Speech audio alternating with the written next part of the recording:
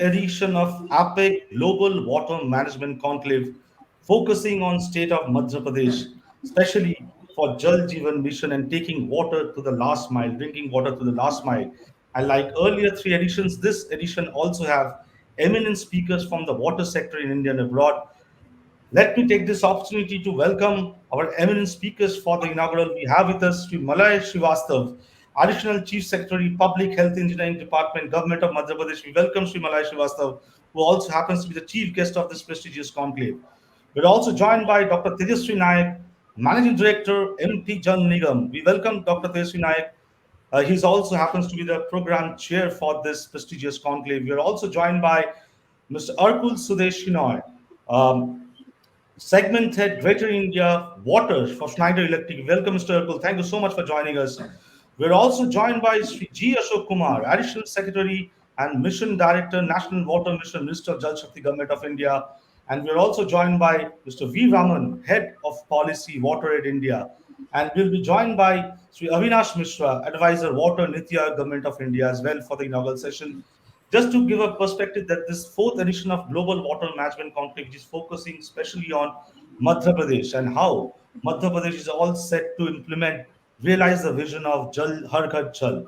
And throughout the day, we'll be discussing on various aspects of water management, focusing on Madhya Pradesh. This event is supported by MP Jal Nigam, Ministry of Jal Shakti, National Water Mission as host partner, and supporting partners Namami Gange and WaterAid, and powered by partner Schneider Electric. So without taking much time, I hand over the session to see Tejaswi Naik for setting the context of the inaugural session and giving his welcome address. Over to you, Dr. Tejaswi Naik.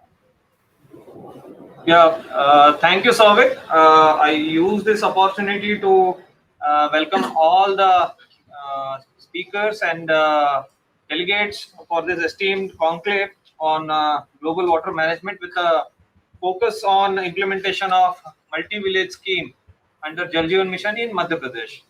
I would want to welcome our Additional Chief Secretary, PHE, as well as Mission Director, Jal Jeevan Mission, Madhya Pradesh, Malay Shirvastava sir, who will be presenting with the opening presentation.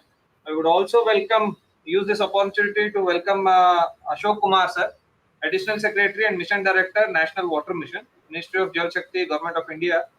I would want to welcome Mr. Avinash Mishra, Advisor, NITI Aayog.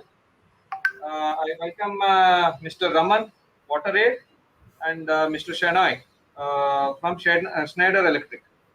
So we intend to have a very fruitful session today to interact with all the possible partners in this implementation of this 5 years and extremely important mission for Government of India as well as all of us.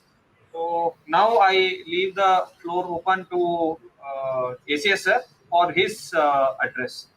Please load the presentation.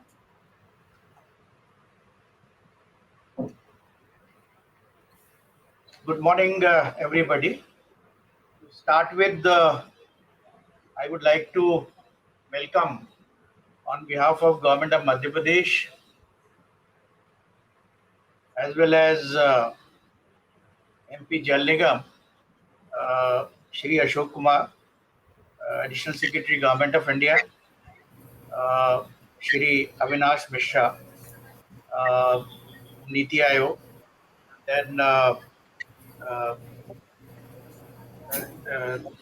Mr.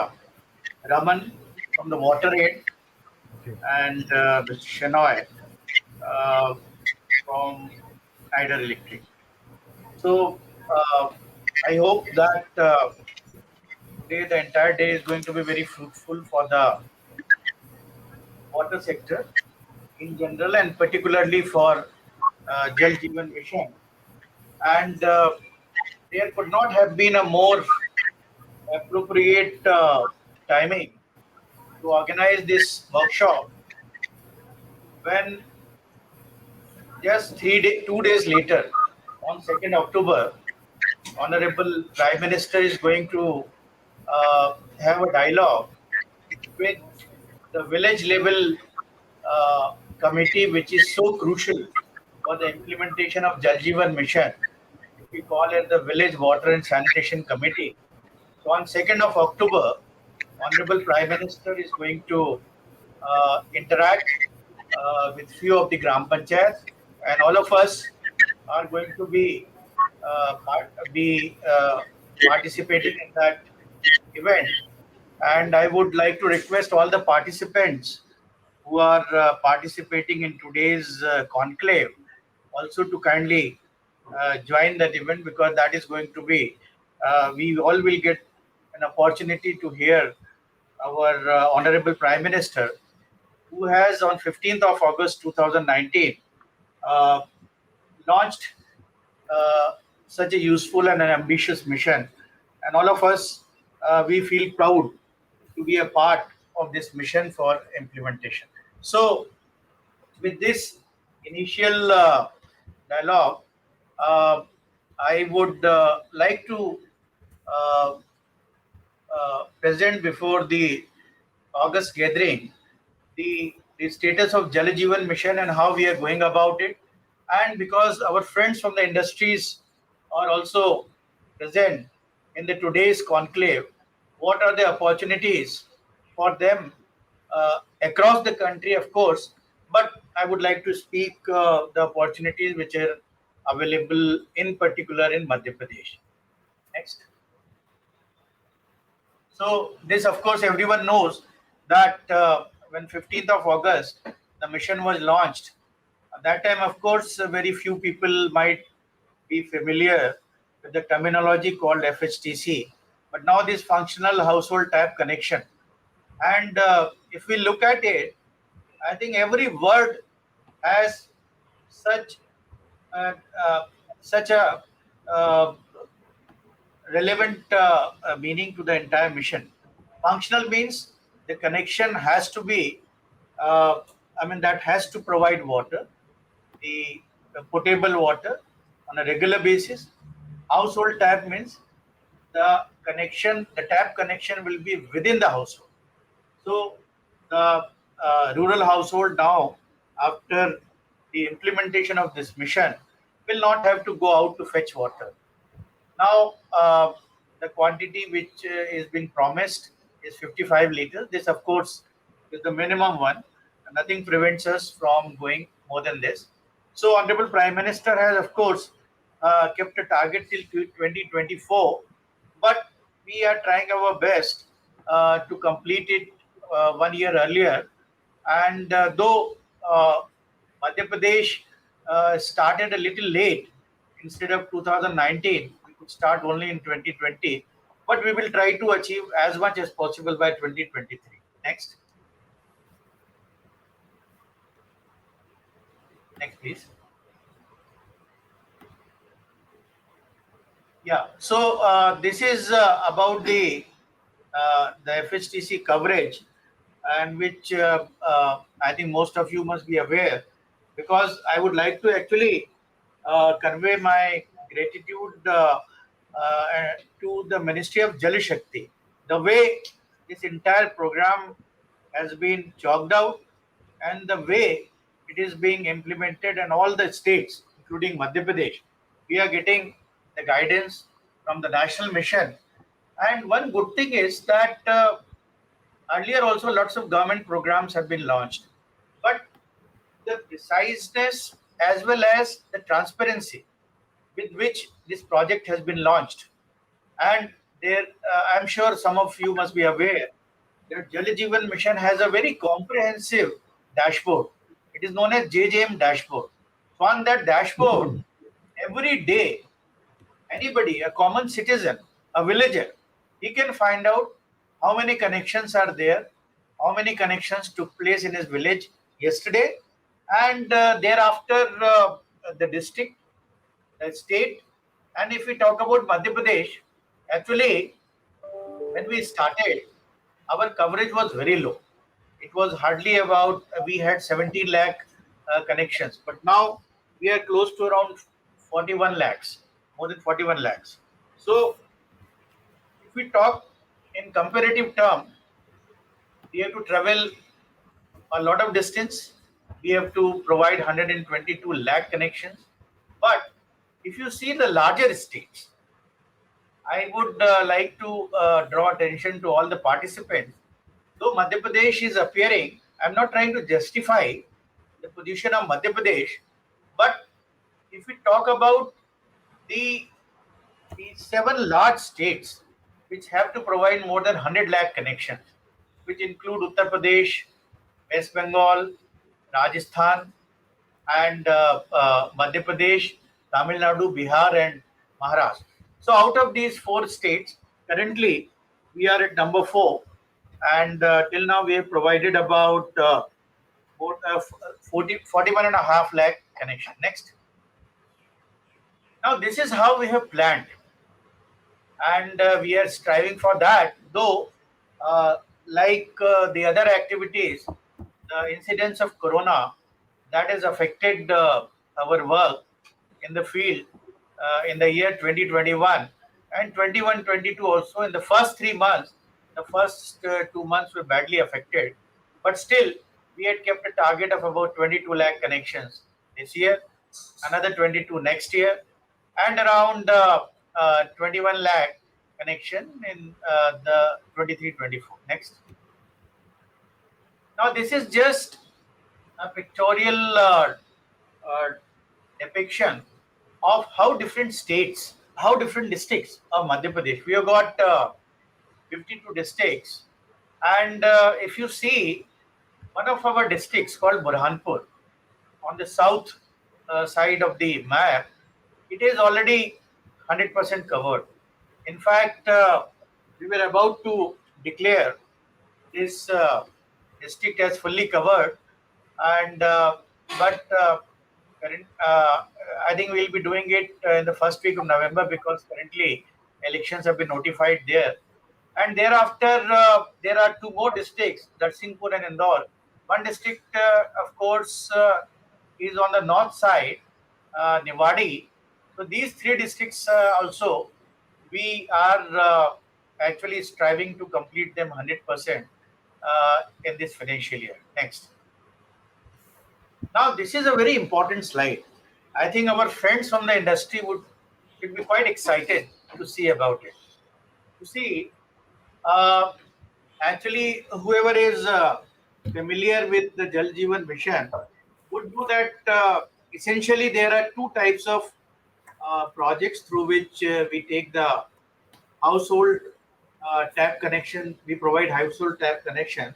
One is what we call it SVS, Single Village Scheme, where the water source is within the village and we have a boring, and thereafter we provide either a sump well or a overhead tank, and thereafter by providing walls and different control equipment, we take the water to different households. This is we call as the single village scheme. But these schemes can only be provided at places which have good water table, because wherever water table is not good, there of course it's not possible, because in our state, Honorable Chief Minister, who is our incidentally the minister also, Minister for PHE, is holding that charge. So he has very clearly told that we will not have a single village scheme, that is a scheme which is based on underground water wherever water table is not good. So we want to provide a sustainable solution. Now, wherever the underground water is not good, what to do about that? So for that, we are doing multi-village scheme, and Mr. Tejaswi Naik, who is the managing director of Madhya Pradesh Jal Nigam, and Mr. Malvia, who is the project director. So these 2 officers who are sitting on my left and right, they are the ones who are actually looking after the implementation of multi-village scheme. Now these multi-village schemes, they take water either from the large, medium or small dams, and we construct an intake well there, or it could be a surface water. Surface water means there has to be a perennial source, a river, and I would just like to give an idea as to what is the volume of these projects. You see, these multi-village projects, I mean, their cost varies in different. I mean, it could be as low as 150 crores, but it could be as high as around 1800 to 2000 crores. I mean, which will be catering more than 1000 villages. So these are large projects, and so if we total all this, which is there displayed on the screen, it is close to 34,000 crores. And you would agree, by no means it is a small progress which has been made by the state of Madhya Pradesh under the leadership of our Chief Minister and under uh, the, uh, the overall guidance of Government of India.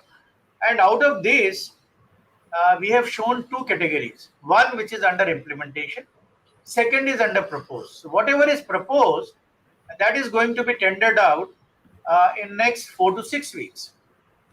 So out of this 34,000 crores, around 18,000 crore is something which is under implementation, and around 16,000 crore is something which is going to be tendered out. Next.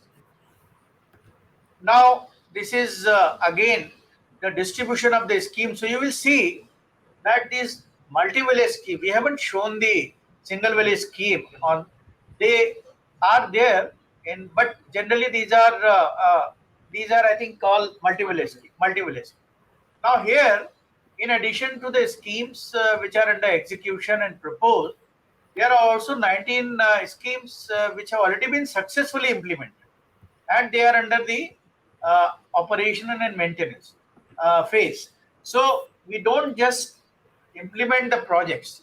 I think the project executor or the contractor, so to call, he undertakes the execution of the projects, and thereafter he also takes the responsibility of the maintenance of these water supply scheme, that is for 10 years.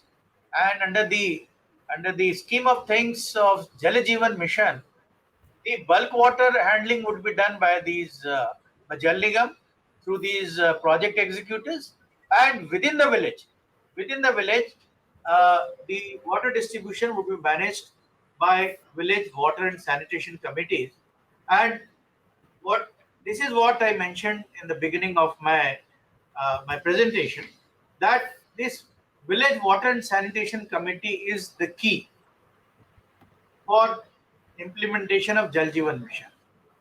Though implementation of the project itself is a challenge, but a greater challenge is to sustain these schemes once these projects are implemented. They have to ensure that the water supply is given timely, the water user charges are collected in time, and thereafter, uh, uh, I mean, the people, they feel the ownership of the scheme. That is what is the concept of. And then, of course, the quality. Quality is a very important aspect. I would like to tell you that under this Jal Jeevan mission only, we have been successful in getting the accreditation done for our district level labs. So the mission doesn't talk about only taking the tap water to the household. It also wants to ensure that the water is potable. So whoever wants to get his water quality checked, and he can get it checked. At a later point of time, we are going to accredit our laboratories at a sub-district level. Next.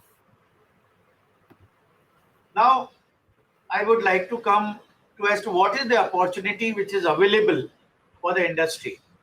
So, the major opportunity of these projects is for the pipe supply. As most of you must be knowing that 50 to 60% of the cost of these projects is the pipelines, and major is HDP and then the DI pipe also. So, though the country has seen a steep rise in the costs of all these pipes, because the demand has gone up exponentially, because the projects has to be completed by 2024. So all the states, they are running against the time.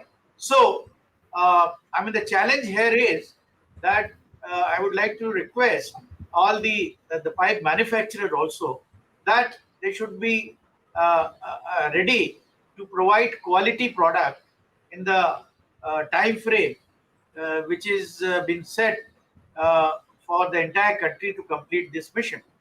Then, of course, the electromechanical items, which includes pumps, motors, then, of course, the electrical equipments like switch gear, transformers, then the equipment which are used for water treatment process. And then I will also like to add to this the testing, the water testing, whatever systems can be applied to water testing. Then, of course, the chemicals which are for water treatment, and I mean, not the least, the construction material which provides the basic framework, which is steel and cement. And let me tell you that this work, I mean, one of the important constituent of these projects are the overhead tanks, and they are quite specialized. They require a certain specialization uh, that the workman, the mason, not the normal mason, can do it, and it is very necessary to ensure quality for these overhead tanks because they have to be safe, they have to be sustainable. Next. This is what I told already, that 18,000 crores worth of projects are already in progress.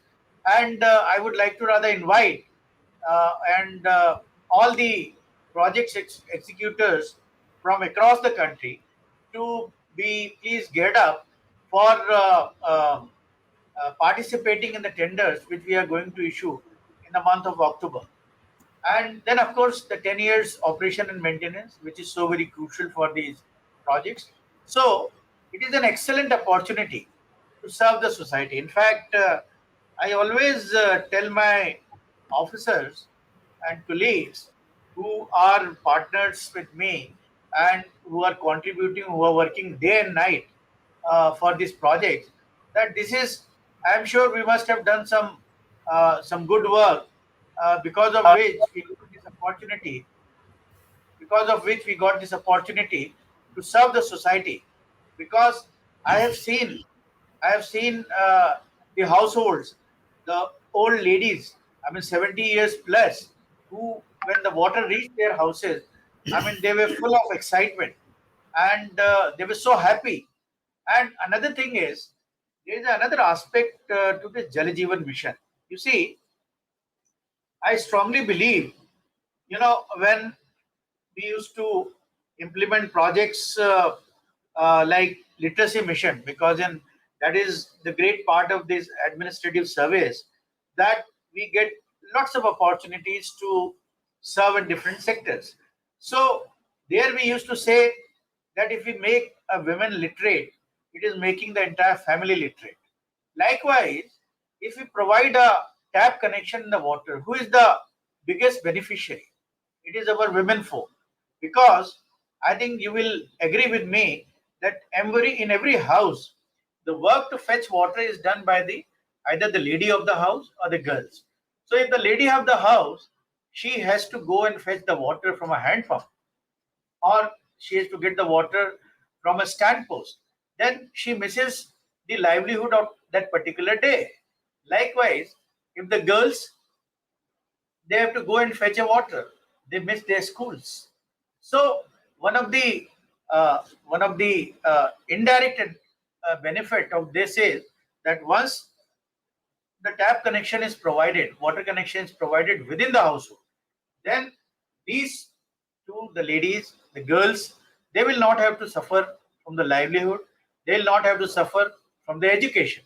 Another thing, you see, during the COVID time, we all have realized that the importance of social distancing. If the people crowd up at the hand pumps or the stand post, then there is a danger of, spread of the corona. Because despite the vaccination, despite the mask, I think it's very necessary to keep a social distancing. Another advantage of Jal Jeevan mission, that when we go to the rural areas, now of course the National Health Mission has come. Now, few days back, Honorable Prime Minister has announced a very benevolent policy where the health card would be there, like Aadhaar card, And so, of course, the rural, both every citizen of the country would be covered for getting the benefit of these health cards. But if you see the data, there are lots of diseases. Majority of the diseases are waterborne diseases. So if we are able to provide the safe water in the household, we are not only saving our rural people from these diseases, but we are also saving their precious money, which otherwise would go for treatment of diseases. So it is a sort of a economic empowerment also. So these are all the trickle down advantages and effect of Jal Jeevan mission. Next. Then, of course, other than the project executors, we need a lot of technical hand, the third party inspection, because Jal Jeevan mission says and it stipulates that every work which is to be done, that has to be checked by an independent technical agency which is competent, and until unless it is cleared by them, the payment will not be done. So the third party inspection has to be done both at the state government level and the central government level. Then, of course, the departmental check, then the SQC, and then the quality certification by the independent agency. So all these types of checks and balances, they are there to ensure that the implementation is not only timely, but it is a quality implementation. Next. There is another scope to this, particularly in case of multi-village scheme. There is I mean, the expenditure on power is quite substantial. When we calculated, we found out that after the scheme is implemented and it is in the O&M phase, then 50 to 60% of the O&M charges, they have to be spent on energy. So if somehow we could have tie up with the solar energy using a RESCO model, so that would definitely be environmental friendly, and also it will be reducing the cost of the energy charge. Then employment generation. You see, all these schemes which are being implemented, they generate so much of employment for plumbers, masons, electrician, and we are going to train more than 50,000 such people in the rural areas in next 3 months. Then implementation support agency. These are again the agencies. They are all reputed NGOs, and they basically enlighten, educate, and motivate people. Because you see, one of the very important concept in Jal Jeevan mission is that whatever has to be spent on capex. Now, in case of single village scheme, 5% of that in the areas which are inhabited, or the villages which are inhabited by scheduled tribe and scheduled tribe people, they have to contribute 5%, and which is other areas, they have to contribute 10%. Rest of it is to be shared between state and center. And in case of multi-village scheme, we, in case for the bulk water supply, whatever arrangement is required, that is equally shared by state and center, and the rest of it, then the same arrangement of 5% and 10% quantity. Likewise, when the scheme is finally implemented, then the monthly charges have to be paid by the beneficiaries. So to motivate people, to educate them, to inculcate this feeling that whatever infrastructure is being created, that has to be uh, owned by the villagers. And finally, the village water and sanitation committees, the self-help groups. In the state of Madhya Pradesh, we have more than 5.5 lakh women self-help groups. So we are trying, through ISAs, we are trying to associate these self-help groups for the maintenance, and also uh, during the implementation in the exercise like RRA and PRA, so that people know what is happening. It should not happen like this, that a contractor comes from outside, he takes the contracts, he implements the scheme and goes away. It has to be a hand-holding and a cooperation of the local people while implementation, and thereafter it has to be a smooth handover to the local community. Next. So, if I talk about this financial year, as I told you, last financial year we had actually increased our coverage in the rural areas from 17% to 32%. Now, in this financial year, we are targeting to raise the coverage from 33% to half the population, more than 51%. Now, as I told you, that we are actually trying to do as much as possible by the end of 2023. Though now it appears that because of the slowdown which has happened because of COVID, it might spill beyond 2023 also. Another important part, and I would again like to give a reference to Honorable Prime Minister's program, which is on 2nd of October. Last year on 2nd of October, Honorable Prime Minister has actually flagged up the mission within the Jal Jeevan mission that we will provide 100% pipe water supply to all public institutions in the rural areas, Anganwadis, schools, ashram salas, public health centers, and the panchayats. So there are lots of states which have already covered 100% of the schools and Anganwadi. We will be covering it by 31st of December 2021. So I think this is something which is again very important, and this is a major transformation which our school children who are going to schools and small kids who are going to the Anganwadi, they are finding when they are going to the school post-COVID, when the schools are getting opened. Next. And this, of course, this is a percentage rise in the household tap connections since the launch of the project, that is 15th August 2019. Here, again, I think these are the number of connections, not the percentage. So here again, as I told you, that we have done close to 28 lakhs. Next. And one very heartening thing which I would like to inform all those who are present. You see, for the project proponents, one of their worries is, particularly post-COVID, that if they come and participate in the tenders, are there sufficient financial resources? I would again like to thank Government of India that they have made this Jal Jeevan mission as a demand-driven mission. So any state which does better, he gets more funds. There is no paucity of fund. So as far as expenditure is concerned, in this financial year, last year we were second in the country. This year, till yesterday, we are number one in the country. So whatever, I mean, there is no shortage of funds either from the central government or from the state government. Next. So that's all, friends. Thank you so much for giving me a patient hearing. I am sure we are going to have a fruitful day today. Thank you so much.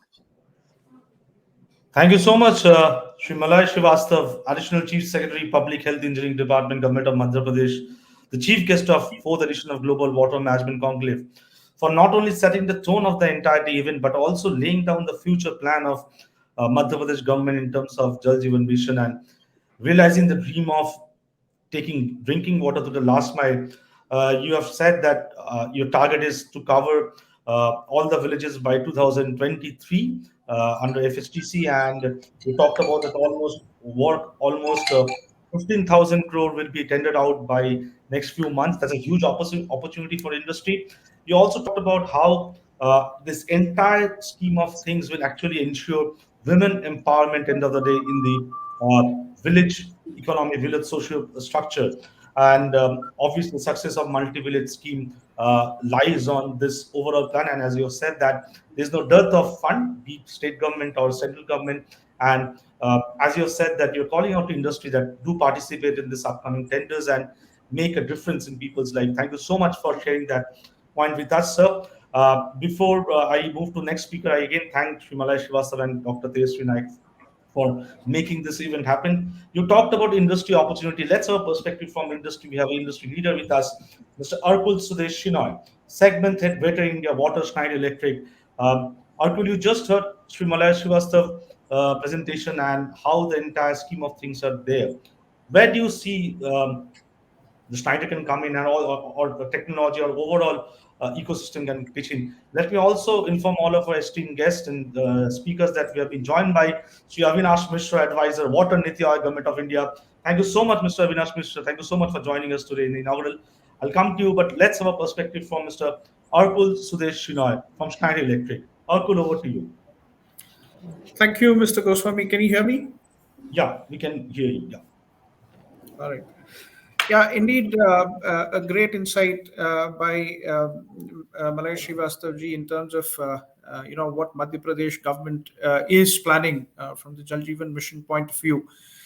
Madhya Pradesh being one of the better performing, in fact, in 2021, so far, I think it is the best performing state. Continues to do so. We have also it's also borne out by the increase in funds that has come from the central government and so on and so forth. Now, while Srivastava also talked about the different kinds of industry participation that he foresees, I would like to touch upon something which would perhaps add on to whatever he said, and would ultimately contribute in making this mission a big success. Both in terms of achieving the mission objectives as well as the social objectives that are laid out for this kind of program. Good morning, all of you. The program chair, Dr. Tejaswi Naik ji, co-chair Shri Malvia ji, chief guest of the event, Shri Malay Srivastava ji, keynote speaker Shri Ashok Kumar ji, Shri Avinash Mishra ji, and my fellow speakers, ladies and gentlemen. I'm glad to be talking to you in this August forum on a subject that is key to human existence, which is water, and that's what we are here to speak about today. And we'll also look at how the sector is rediscovering itself using digital technologies to address one of the most pressing challenges of humankind. And Srivastava spoke about it briefly, which is sustainability and resilience. Right. So water is not a unlimited resource, especially the fresh water. And when we are embarking on an ambitious mission like this, it is very important to make sure that we make best use of the resources that we have. We preserve and optimize the availability, while at the same time make sure that everybody gets the right amount at the right quality. My name is Arkul Sudesh Shenoy, and I head the water and wastewater business for Schneider Electric Greater India Zone. What I'm going to take you through in the next few slides are some of the things that that are common across the globe. Now, this is the global trends, as we say.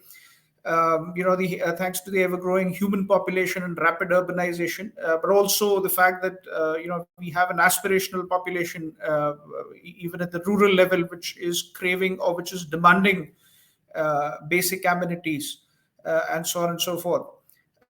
Fresh water that forms a minuscule percentage of world's available water that is fit for human consumption is under extreme stress to meet the ever-growing demand.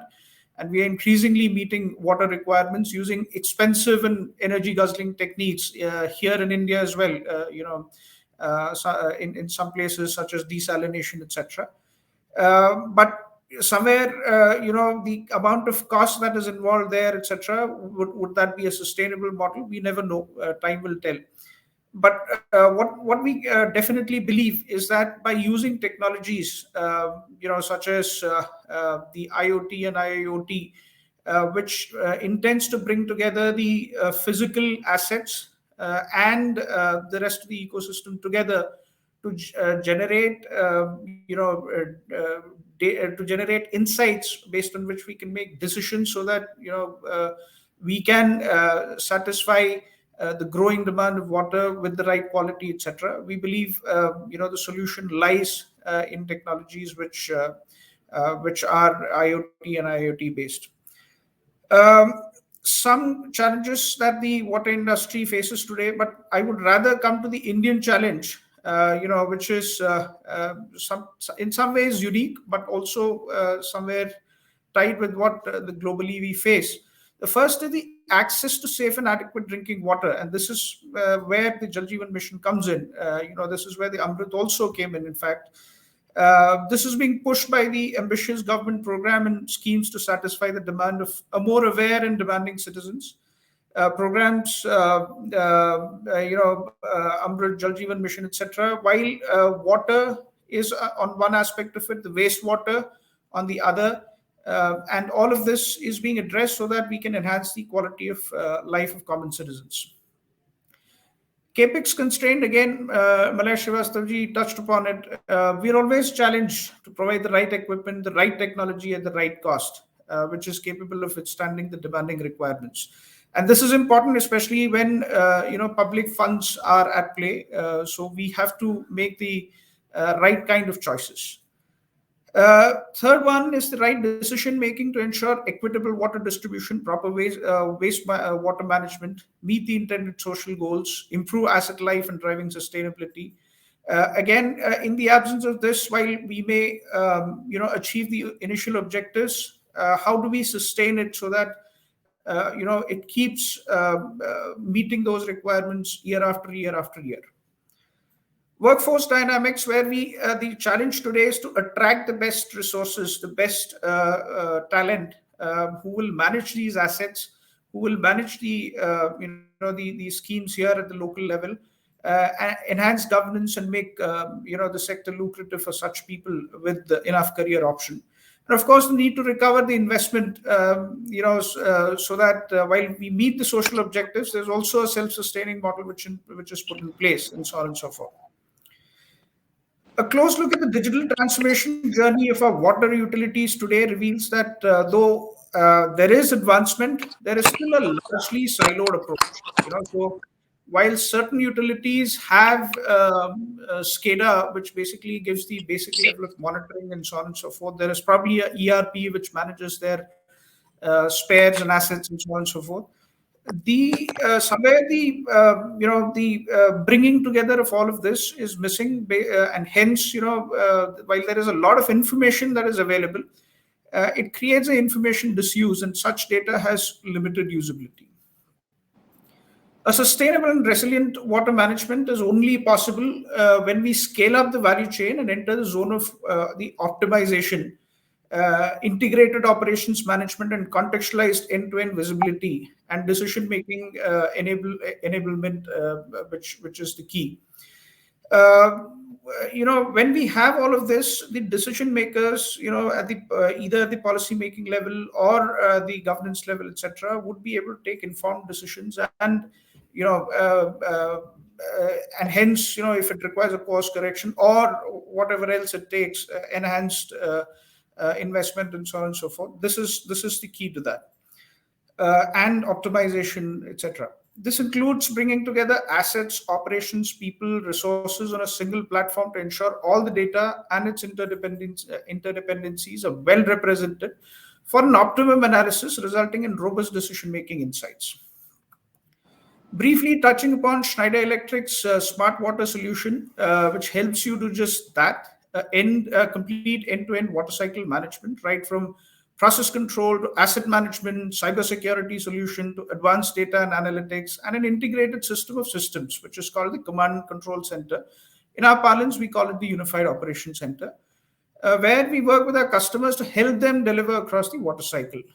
So if you take the example of the water transportation, treatment, distribution space, where the JJM really would be interested in, we support our customers with our offers and solutions to increase monitoring for efficient process control and network management, predictive asset management, leak and burst and NRW reduction, energy efficiency, pump control optimization, and so on and so forth. In the waste management space, we did a lot of this in Amrit, in Namami Gange initiatives and so on and so forth. We support our customers with our offers and solutions to improve quality monitoring and compliance, efficient process controls, predictive asset management, effective stormwater management, managing flood risk, renewable energy generation, which could perhaps be of interest in JJM as well, pump optimization and control energy efficiency, and similarly in desalination as well. So this is essentially a IoT-based solution, right from the connected products to the edge control to cloud-based software applications for predictive management.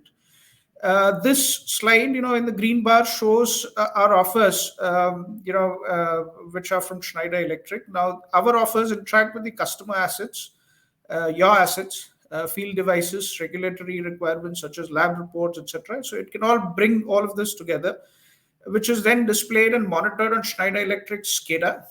This is further integrated with the data coming from multiple sites such as ERP, engineering tool, local analytics, input from the village level committees, etc., onto an integrated command control center. The topmost layer, which is the system of system, integrates the operational application at an enterprise level and generates end-to-end visibility. This is called the Unified Operations Center, which basically helps in terms of creating context-driven, actionable information, faster and more informed decision-making, and speed up crisis response, minimize risk to people, assets, and operations, reduce energy and operational costs, optimize performance and reliability of services, and so on and so forth. It's basically an enhanced layer of intelligence that ensures data works in service of organizational goals. The overall architecture may be bundled in 4 baskets here, where we talk about water plant and network optimization, water network optimization, energy performance, and asset performance. These are the building blocks that Schneider Electric's UOC can integrate, which is quality, quantity, level, pressure, balance, leakages, etc. Engineering and design, GIS and asset mapping, quality such as BOD levels, WaterAid, lab data, wastewater quality, discharge quality, etc. Consumption such as energy, chemical, the discharge, the water consumption data itself, the discharge data, and so on and so forth. Assets, monitoring and control of water and wastewater plants, the networks and installation, including the critical assets such as pumps and motors, valves, transmission line health, etc. Predictive scenarios for network plans, power assets, leak likelihood, etc. Sustainability and financial and ERP inputs, smart water software resources, operation infrastructure, and maintenance related data, and so on and so forth. So this ensures that we are bringing together all of this data and helping our customers meet the compliance, maintain the uptime, mitigate costs, and manage complexity. Some examples that we have, and we have implemented this successfully. The first one is that of Eastwater, Thailand. It's an international reference, however, something which is very relevant to us as well. They are the largest supplier of untreated water in the eastern region of Thailand, supporting industrial estate clients. They bring water from far away and then they distribute it to the industrial clients. Schneider Electric's EcoStructure-based smart water solutions, including the Unified Operations Center, has transformed the utility as Thailand's most advanced, efficient, and smart untreated water transmission line, with benefits like 10% water loss reduction. And these are established figures, 15% reduction in energy costs, and 30% increase in operational efficiency, all with a cyber-secured scalable system. The next example is something which is closer home. This is the Municipal Corporation of Greater Mumbai's Smart Water Initiative. Here the customer, which is the MCGM's requirement, was to monitor quality, quantity, and flow from different sources, ensure continuity of service and operational optimization, manage water reserves, ensuring adequate and continuous water supply, and considering the population of the city of Mumbai, this was critical. And also increase the coordination and workflow between operations, maintenance, management, and other departments. While this is on the last stages of implementation, once operational, we expect Schneider Electric's eco-structure-based smart water solution to bring in improvement in operational efficiency by up to 15%, besides achieving the other laid out objectives. Right. The third example is Naya Raipur Smart City, and I'll take 2 or 3 minutes to wrap this up. India's first greenfield city that runs on Schneider Electric's eco-structure-based solution for water management, sewerage management, electric utility management, city surveillance, e-governance system, transit system, street lighting, GIS-based asset mapping, and integrated asset management. This is a great example of what the right thought process combined with the right technology can do to transform the lives of its citizens. So through our innovative smart water technology and services, we help make water safe, reliable, sustainable, and efficient across the water life cycle. And we partner with customers such as you in your digital journey to reach resilience and sustainability goals, which is critical for missions such as Jal Jeevan mission. Brief about Schneider Electric. We are globally present. India is the fourth biggest hub. We are well balanced across geographies with about 26 billion euros as revenues. With 137,000 plus employees, India is the fourth biggest geography or the zone for Schneider Electric, where we have, besides sales, we have the R&D in our world-class R&D facility here in Bangalore, and I'm speaking from there incidentally. We also have production facilities in about 37 factories here in India, which is basically a boost to Make in India program of our beloved Prime Minister. And then, of course, we have the distribution centers and all the support aspects that are associated with it. Thank you so much for this opportunity. We hope to work closely with, and we are already working with a few utilities. We would like to work with the Madhya Pradesh PHED and Jal Nigam to see how can we bring about this whole mission to a success by partnering them on the monitoring and the digital journey that they might have in mind to achieve the scheme objectives. Thank you so much. I'm available for any questions. Thank you so much, Arkul. That was Arkul Shenoy from Schneider Electric. And if I may sum up what is the entire presentation, that I meant to say that it's all about creating sustainable and resilient ecosystem by leveraging digital transformation and smart solutions. That's what Schneider Electric is doing, and that's what they intend to do with the MP government as well. That was Arkul. We had a perspective from government of Madhya Pradesh. We had a perspective from industry. Let's have a perspective from the government of India. We have the keynote speaker with us, G. Ashok Kumar, Additional Secretary and Mission Director, National Water Mission, Government of India. I see there's some connectivity issue at his end, so he has joined through his mobile phone. Thank you so much for that, Sri G. Ashok Kumar. Over to you for your keynote address.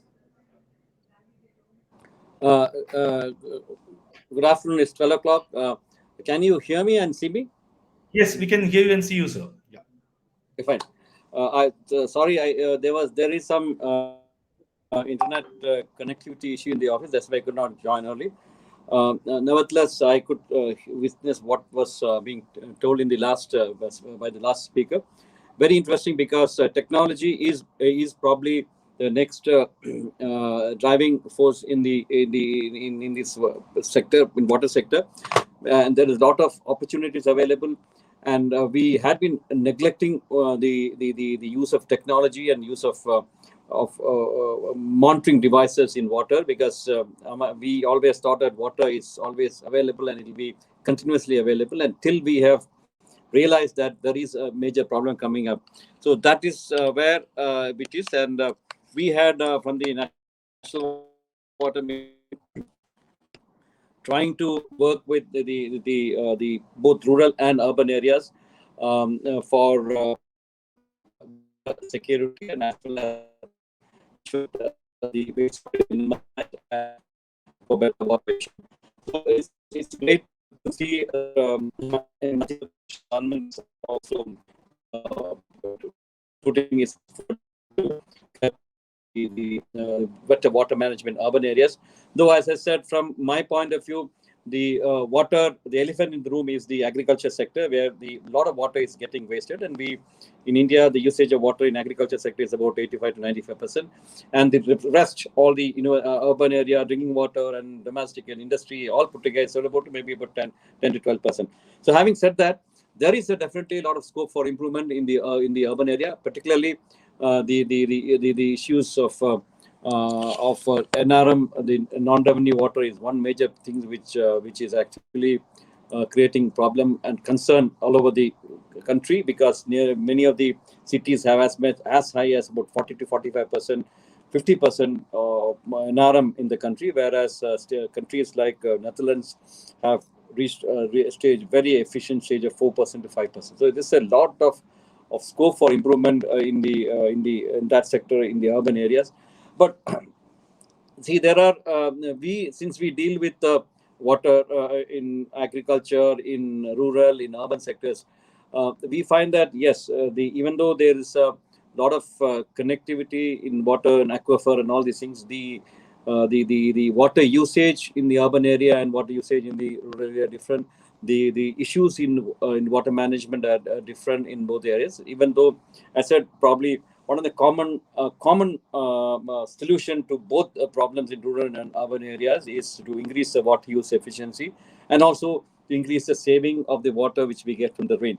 That's why the government of India in the last year, 2021, March 22nd, the Honorable Prime Minister himself launched this campaign, Catch the Rain Where It Falls, When It Falls, a Jal Shakti campaign with the tagline, Catch the Rain Where It Falls, When It Falls, which is essentially a decentralized storage of rainwater.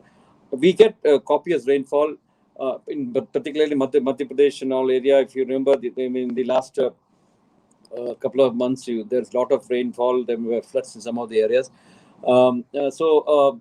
Rainfall is not a major area, except probably some sort of areas of Bundelkhand and all area. But still, if we can properly manage our rainwater better, and we can conserve the rainwater, probably a large extent of our water woes can be addressed.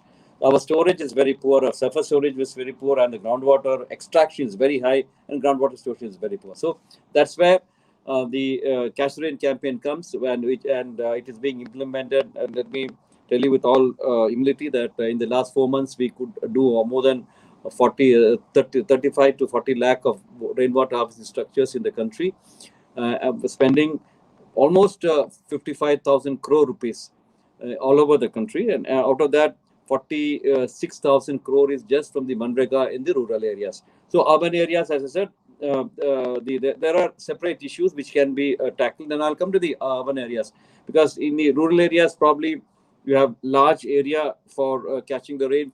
Your demand goes more for agriculture, and there are ponds available. There are other traditional water bodies available in large numbers in rural areas, and there is probably a better audience who would appreciate the value of water, because water is very essential for the agriculture. Now, coming to urban areas, the issues are different. The SDG definitely says about the universal access and universal equity of access in water, but in urban areas, the quality of water is of very importance, because in rural areas, probably the irrigation can take a little bit of less quality water, and semi-treated water can be used for irrigation. But in urban areas, primarily the water usage is for drinking water purposes. So, and the quality is very important. Quality and quantity are important, but the quality is also probably a much more importance than in the rural areas, because it's mostly used for drinking purposes. There are other issues in urban areas, like urbanization and compaction of the ground reduces the permeability of the soil, and concretization and tiles of surfaces, more road areas, more car parking with concretes, and less open area for parks, etc., has really, and coupled with the change in rainfall pattern in the last couple of years, has really made a very, very difficult for the rainwater to go down to the ground, and which also leads to a very frequent urban flooding in the last couple of years. So this is a unique problem which we have called upon ourselves in the last couple of years due to urbanization and concretization, the urban flooding and less water problems, less water getting sinking to the ground, and which leads to shortage of rainwater, shortage of water in summer, and more tankers pressed into service. This is the and another thing in urban areas is due to the pressure of real estate. There are a lot of traditional water bodies there which have disappeared. Traditional water bodies like lakes and ponds which used to exist in the urban sector as getting released disappeared because of the encroachment. Then of course, the another problem is the shortage of open surface area, because wherever small plots are available, people make the buildings, and then rooftop rainwater harvesting structures has to be addressed. So the issues in urban areas are different from from rural areas, but there are also many positive aspects in urban areas which can be tackled. The people are very educated and probably more receptive to the new ideas. They probably have higher paying capacity. The availability of sewage water and grey water, another very good source for getting it recycled. Multiple use of water is possible here, because we find that a lot of potable water is used for non-potable purposes in urban areas, because the problem is of water pricing. Pricing is not being done properly, even though many of the cities get water from far-off areas. By Hyderabad, I know, because I was working as MD of the Hyderabad Metro Board. We get water from 186 kilometers away, from Godavari, from Krishna, about 100 kilometers away. Pumping and treating that water to a very high level of quality for the users. So the cost of water coming into the city is very high, but I find that many times, because of the leakage in pipes and because of the intertwining of sewage and pipelines, the water do get contaminated, which leads to the extensive use of ROs in the cities. And the ROs actually waste a lot of water, because 50% of the water, RO reject water, is again wasted. So we have to address that issue of RO water wastage, which can be put to multiple use for washing the vegetables, etc., or then using it for mopping the floor and then washing, or putting into plants. So there is tremendous scope available in urban areas for recycling the sewage water. And grey water, again, that's another major area which do not require too much of investment for cleaning the grey water, but 80% of the water we take in the urban area can come back as sewage or grey water, and can be recycled very easily. There are potential due to density of population, there is potential of using automatic breeders, and then SCADA can be used to monitor the availability of water. Gated communities and apartment complexes are another very, very unique facilities of the urban areas, where the community can probably do the decentralized management of STPs and also the rainwater harvesting sector. Land use pattern can be controlled when better planning for water security can be done. And there's, as I said, tremendous scope for reducing the NRM. So these are some of the positive aspects of urban areas. But I'm sure that the Jal Jeevan mission, which is being launched for the urban areas, will address some of these issues, because we have to fulfill the goals of the SDG of universal access to water and equity of access to water. But along with it, probably we'll have to make the people understand the right value of water, or pricing of water properly has to be done, and then look at a decentralized system of water collection as well as sewage treatment. So now most of the urban areas, the treatment of sewage is actually done in some corner of the city, taking all the dirty water to some corner of the city, then treat it and bring it back. So probably we should have a better planning, where you have a lot of things decentralized. The communities, the presence of resident welfare association, another great boon in urban areas. If they can be roped into for better water management, probably we can have a decentralized storage of water, as well as decentralized handling of the sewage, which can really improve the circulation of water in that area. And there are cities which are making a lot of money selling this selling this treated sewage water for industrial purposes. I can quote the example of Surat, where they get almost 140 crores of rupees every year for as revenue for by selling the treated water.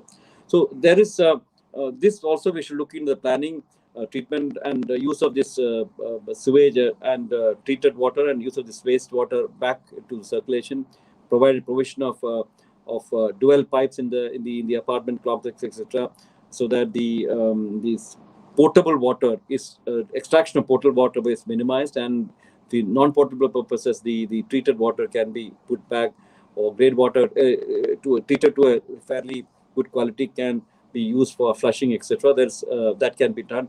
Then in urban Ashok area, sir, if I can just ask you, what are your vision and thoughts for rural Madhya Pradesh and Har Ghar Jal?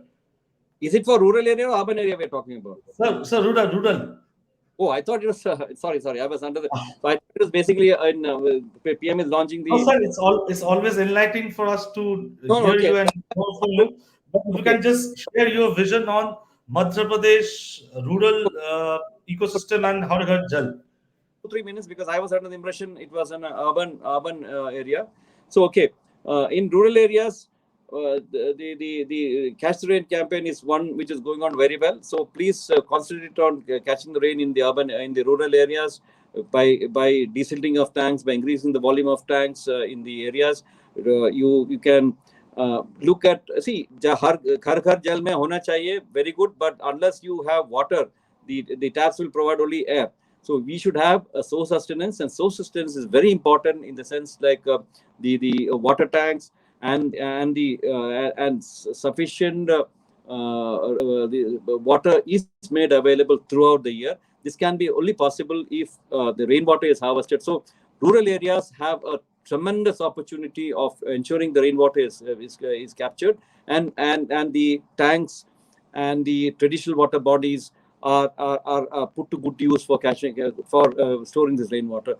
And in another area in the rural areas is actually reducing the demand. So if you have the Har Ghar Jal mein, one very important thing which we should have in these areas is making the people aware about the keeping the source of water clean.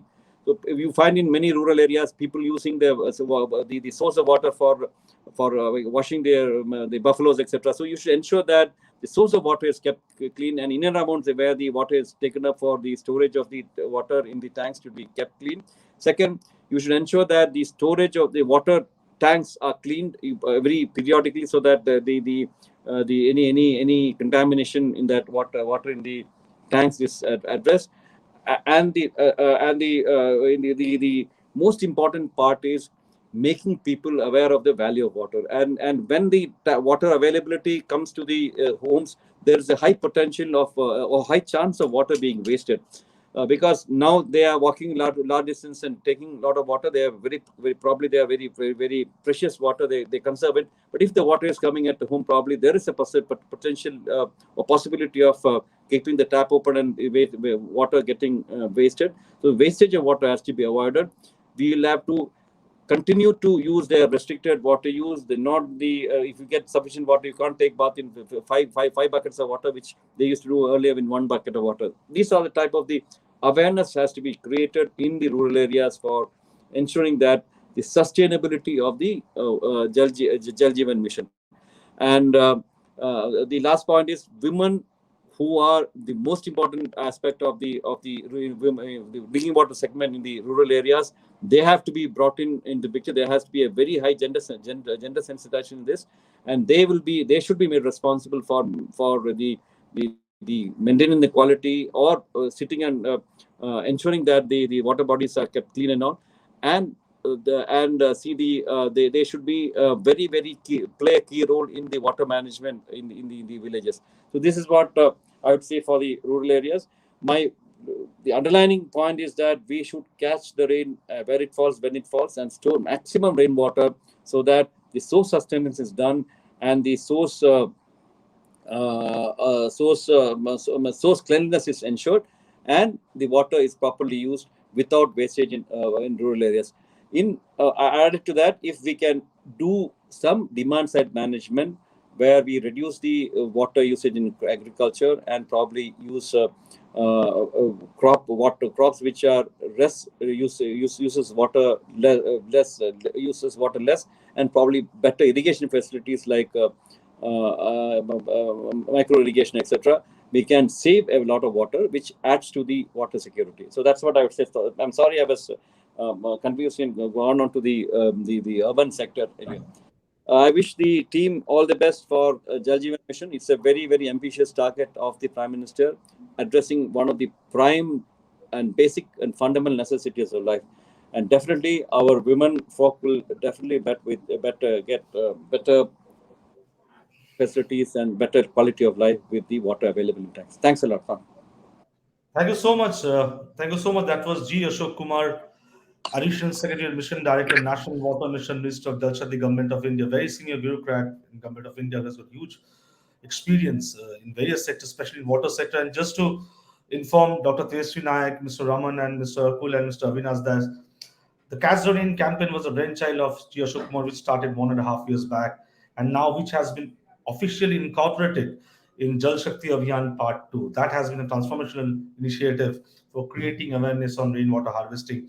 And you're rightly saying that we have to aware the rural household about the importance of water source, also importance on the water itself, and also ensuring women empowerment happens, because if water is there, entire rural socio-economical structure will be changed. Thank you so much for his wisdom, Sri Ashok Kumar, for his keynote address. With this, we move to a very special guest, again from Government of India.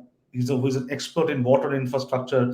Let me welcome Mr. Avinash Mishra, Advisor, Water and Infrastructure, NITI Aayog, Government of India. Let's hear him, his vision on HarGharJal focus Madhya Pradesh. Over to you, Sri Avinash Mishra. Okay. Good morning to everybody, or rather, I should say now good afternoon. I believe that I am audible. Yeah, you're audible, sir. Okay. So, with all due regards to the chief guest, Mr. Malay Shirvastava, Mr. G. Asok Kumar from National Water Mission, and Mr. Arkul Shenoy, who has presented very good. I was of the impression that perhaps the Schneider Energy Electric is only in the field of energy, but it's good to hear that they are in water also. And of course, Mr. Goswami for actually motivating us and bringing over here for the discussion. As I And the start, program chair, Dr. Tejaswi Naik himself. Yes. Okay. So before I initiate, actually, I would just like to give an example in my own inner feeling, what we used to feel. It is something around 2010-11, while in the Planning Commission as advisor. I was thinking to how to frame the plan for the country, so as to get away from the shame what we used to have during those days. The 50% of the defecating population was living in India. And we were in queue of like Afghanistan, Bangladesh, and Pakistan, something like that. And even Sri Lanka was much ahead, and even the Nepal was much ahead. But from 2014 to 2019, we have come to the level while we became the open defecation free, and at least we could get rid of our that stigma that we are no more going and defecating in open. So this is how we can move ahead on a targeted path, and really we could achieve something commendable.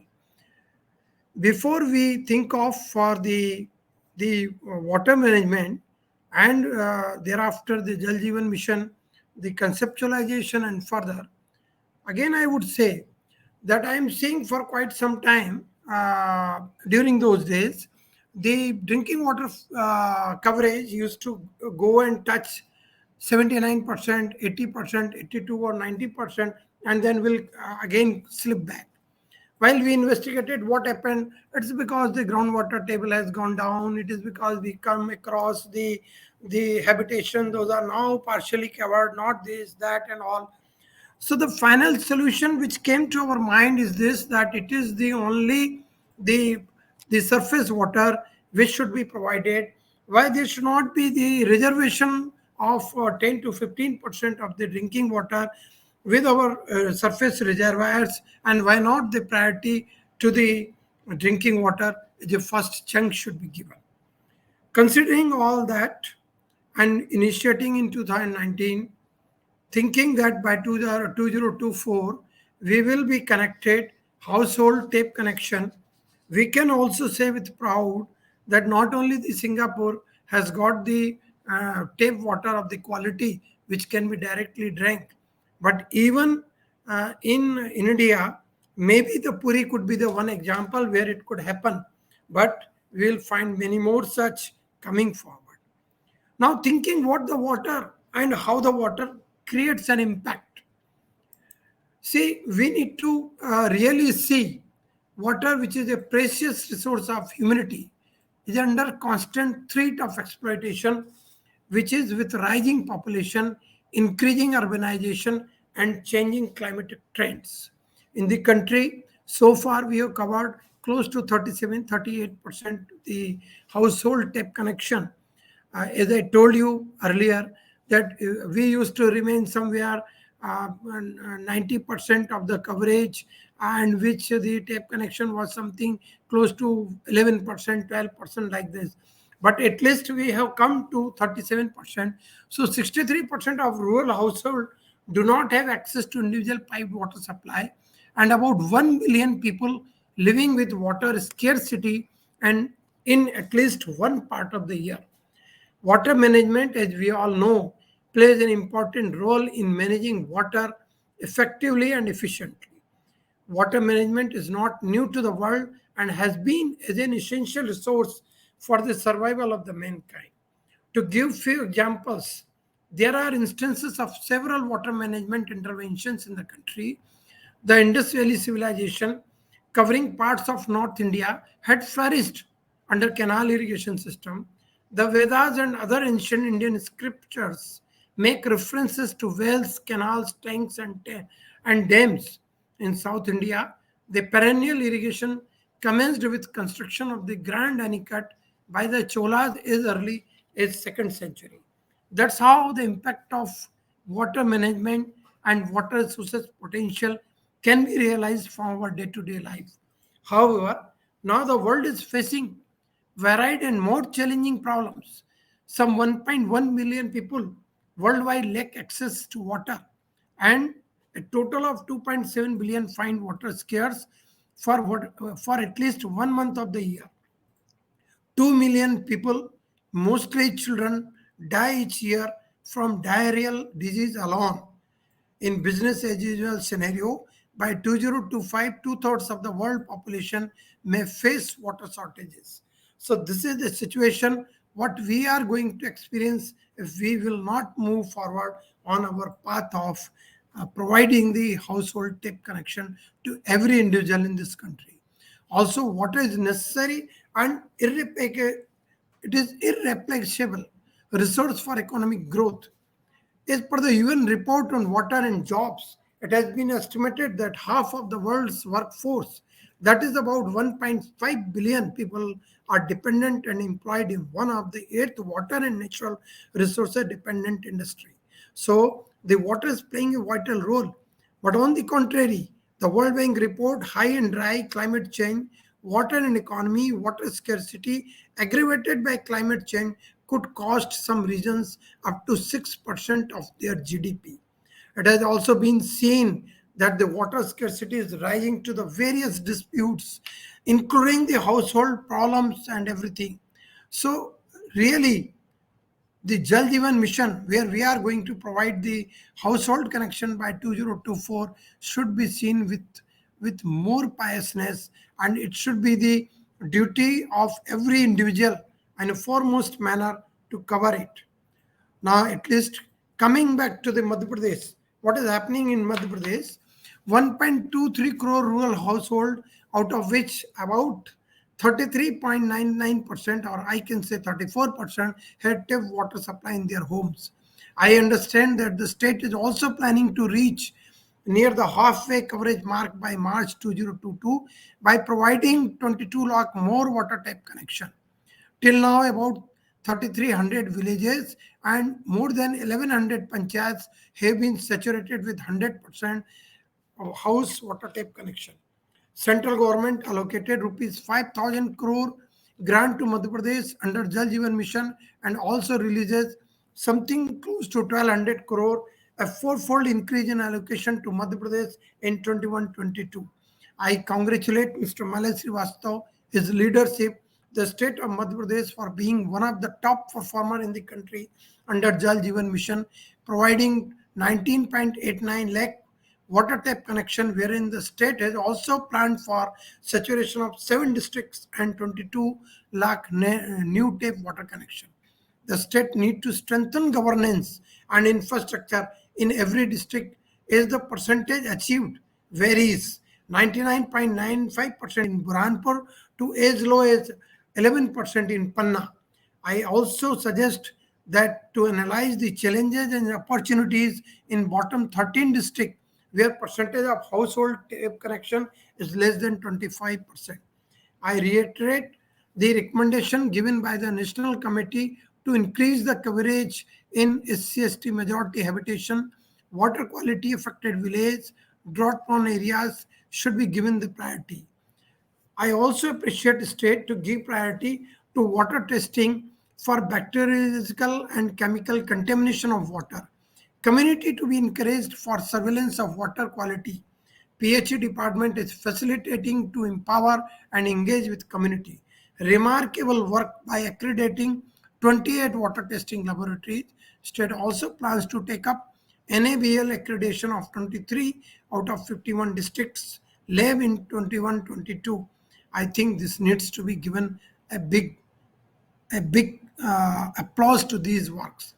I would further say that we have got many such examples where we can even go for the private sector participation and then can really provide the sustainable water to to this community, and we can really, this is the high time while we should think how we should explore. And as it has already been said by Mr. Arkul Sinai, that the smart water connections, of course, in his presentation, I was seeing that there was the less consideration, or might be I was not able to get it for the recycle and reuse of water. That should also be put, because this particular thing is lacking. The availability of water will certainly ensure that Swachh Bharat mission also continues, and ODF, what we could achieve, this remains sustainable. Thank you. Thank you very much. Thank you so much. Thank you so much, Mr. Avinash Mishra, Advisor, Water NITI Government of India, for giving an overall perspective of how the water sector looks like and what has been the history, what is the present, what can be the future. And he also congratulated Government of Madhya Pradesh for being one of the topmost states in under the Jal Jeevan mission. And as you rightly said, that we all have to ensure that this Har Ghar Jal becomes a success, and that can only become success when government, community, citizens all together and take it in a mission mode project. Thank you so much, Mr. Avinash Mishra. With this, so the inaugural session till now, we had the perspective from Government of Madhya Pradesh, from Government of India, from industry, from NITI Aayog. Let's have a perspective from our organization who are working relentlessly for the water sector. Let us welcome Mr. V. Raman, Head of Policy, WaterAid. Raman, your thoughts and vision on Har Ghar Jal, especially focusing Madhya Pradesh. I'll request if you can kindly confine your speech within 10 minutes, because we are running a little late and we have to start the next session around 12:45. So over to you, Mr. Raman. If you can unmute your mic, please. Thank you so much. And I was listening to curiously to the Additional Chief Secretary of Madhya Pradesh, and also was looking at the leadership of the MP Jal Nigam, both the director and the project director, and also the words from National Water Mission and the NITI Aayog, and also the one specific corporate service provider. So I am getting one very important vibe here is that Madhya Pradesh has looked at Jal Jeevan mission from a very feasibility perspective, and has looked at where they need single village schemes, and where there is water scarcity, specifically low water table, or difficulty of source sustainability. They are going for multi-village schemes with support from private actors, including operations and maintenance for a decade time. So this is something quite significant, and it also implies the long-term vision, and the commitment of the government towards providing sustainable water supply to the entire population of the large state of Madhya Pradesh. So no wonder how the state. So I'm also happy that the additional chief secretary, when he was talking about, he mentioned about Behrampur as a district which has done almost 100% piped water supply, functional household tap connection to all houses, wherein WaterAid has been supporting the PHED in training, in organizing the need assessment, planning, and then the final execution of these schemes. So they're quite happy that Behrampur some of the other states and districts have reached that level, but I think the Behrampur scheme has started after the Jal Jeevan mission, and the other schemes started prior to the Jal Jeevan mission, and they completed at the time when the Jal Jeevan mission was reporting the achievement. So there is a very clear difference of the way MP is proceeding with this. So that is something that I'm quite happy about. Now what I'm going to do is, when we heard that various state governments are also considering multi village schemes, I'm quite quickly sharing my screen to take you through sorry, so this is not allowing me to do that, so I'll just take you through the points. No worries.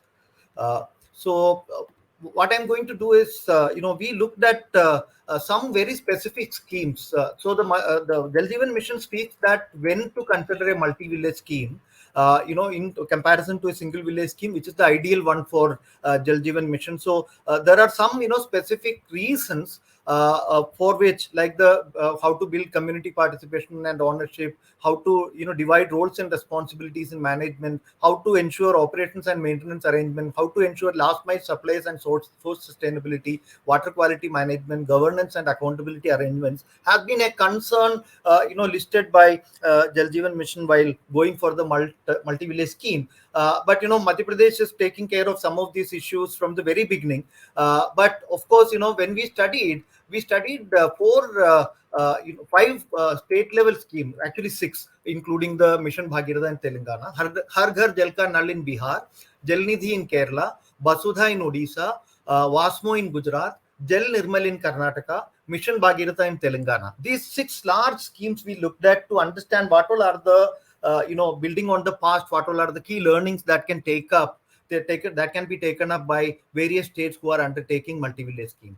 And then for examples, we also looked at little smaller schemes, like one of the Madhya Pradesh Jal Nigam run scheme in the Mardanpur Sehor district of Madhya Pradesh, and also Lakidi Perur in Palakkad district of Kerala, Matto in Bhadrak district of Orissa, and Makhana in Kutch district of Gujarat. So we looked at demand and demand versus offered scheme. Sometimes the schemes are not demanded by the community. So one very important thing that we realize is that demand generation is quite important. So how to do that when you are going for 76 multi-village schemes in Madhya Pradesh, under implementation 49, and proposed is 27. That is the number that was shown. So in this 76 schemes, how the schemes are demand driven. So in most of the schemes that we studied, the demand part of it, how to generate, how to mobilize community, that part was little bit weak, because this was broadly driven from the top. An agency doing the hardware part of it. So the software was one issue that came up in quite almost all schemes, we should say. So I think Madhya Pradesh definitely will attend to this demand generation for pipe water supply in those areas where multi-village schemes are preferred. The second is about community participation, which is quite well known. So how to ensure panchayats, gram sabhas, and various institutional structures owning participating and also taking leadership in the planning and implementation and management, post management processes. In addition, while the responsibility of the operations and maintenance is lying with the implementing agency, the private company who is but how that is linked with the community, how the community is able to look at these things is something that we have to look at. We have to look at technical design. So from Madanpur also, and also Makhana in Gujarat, what we found is that the very specific technical designs are there were some flows, so some villages were left out of the water availability from the water supply scheme. So unless and until the gravity and various other issues are looked at well, so the technical designs need to be taken care. That is one learning that we are getting. So that those villages, particularly some of those villages will be in the high terrain and all that, will be marginalized populations. So we need to really take care of those populations also to get water supply, despite having the infrastructure. If they are not getting that, may not be an ideal situation. So how to prevent that kind of a situation from the very beginning is important. And the third is the capital cost versus monthly tariff, and also the life cycle costing was missing in many cases. So maybe while making the TORs for the private agencies, whosoever is implementing, one of the things that the government may, the Jal Nigam may like to focus is about building the life cycle costing arrangement, wherein in addition to the capex and the opex, there is if there is some damage or something of happening of the capital, for the management of those and replacement of those in between the stipulated time, a reserve fund with special kind of arrangements, not to in order to avoid pilferage and wastage, some tie-ups, some clauses should be needed. But how to make that the management expenditure available is another issue that has flagged. And operations and maintenance in Madhya Pradesh, you are saying, from the very beginning, you are saying that, the agency will do it for a decade, 10 years. But on the other hand, how the communities can avail some of these issues, how a grievance redressal mechanism will, work for it, how a monitoring and review mechanism will work for it, since there are 76 schemes, and this will be covering considerable number of, if I am correct, around 20,000 or more villages will be covered under this. So how to set up a monitoring mechanism, the data kind of flow and all the other things that the Schneider Electric they have shown. But beyond that, the state government also has to have from wards to Gram Sabha to panchayats to blocks to district to state level, how the reporting and issues, what kind of problems were raised and how they were sorted out. Those issues are to be looked at. And governance and accountability is another area where because one very specific issue that we found in some of the schemes are since the accessibility of the service providers are higher to officer levels at the district level or block level, how we will also ensure that the problems and concerns of the people will be heard, and they will be addressed by the service providers is something that we found that is very important to look at. So how the Madhya Pradesh upcoming schemes and the undergoing under implementation schemes will look at this issue of the power balance is another point that I wanted to bring in. Then source sustainability is of course an issue. So in addition to the operations and maintenance, the agency whichever is doing water supply based on groundwater schemes and also surface water schemes, including check dams and various other things in the flowing water and rainwater harvesting and other kind of systems and source recharging kind of arrangements for these groundwater sources, how to make the responsibility of the service providers in that also is something that the MVS should consider. And I've listed almost all the key learnings from here. So it is about technical design and futuristic design, wherein the population growth and other things are addressed and very well modularly the pipe water supply schemes are implemented, so that the additional needs are met in time. Whenever people are asking for connection, they should be in a position to be given. And concurrent and independent monitoring, I told, and accountability of service providers, that is another issue for operations maintenance and source sustainability. And social audit processes is another area where we can build in community participation in the overall processes. In the Gram Sabha, it can be an addition or something like that. And in the institutions like schools, Anganwadis, and hospitals, it is very important that the Rogi Kalyan Samitis, school management committees, and the village health and nutrition committees, those kinds of committees are also given specific responsibilities of monitoring. So some of those things. And finally, one other thing that we found in the large scale schemes are, when some public protest or those kinds of things are occurring in some of the places, if the infrastructure has some kind of setbacks because of the agitation, protest, or something like that. So we need to also think about some legal protection and legal measures for including these as the essential services infrastructure, so that accountability of those kinds of organizations, whosoever is going into those kinds of movements, those are fixed. So essential services infrastructure, declaring the pipe water supply infrastructure is another thing. So these are the key things. So there are a set of recommendations that are come from these studies. One is about involvement of the Gram Panchayat, Block Panchayats, and the District Panchayats in the entire process, so that the Panchayat Raj institutions are quite clearly both for elected representatives and the staff structure of the PRI structures. And urban-rural amalgamation may be needed in some places wherever it is a district headquarter or a block headquarter, which is a municipal area or a declared urban area or something like that. So how will you interface the urban-rural kind of convergence in those areas, so that the rural areas there is water supply, but the urban areas are not getting. So those are some imbalances can come. So how to address that? And finally, when the spatial transfer is happening from one place to the last point of that water supply system, the source areas and the nearby areas, if they are facing water scarcity in future, that can also lead to several types of dissatisfactions among the community. So how to look at those issues from the very beginning, so that the source sustainability issues can be addressed. So in the contracts and in the TORs and in the other specific documentation that are prepared for engaging the service providers, some of these issues are very importantly to be covered, is another kind of thing that we have found. And apex level committee and grievance redressal mechanism is another very important thing that has come up. So Right. I'm finalizing survey. Yeah.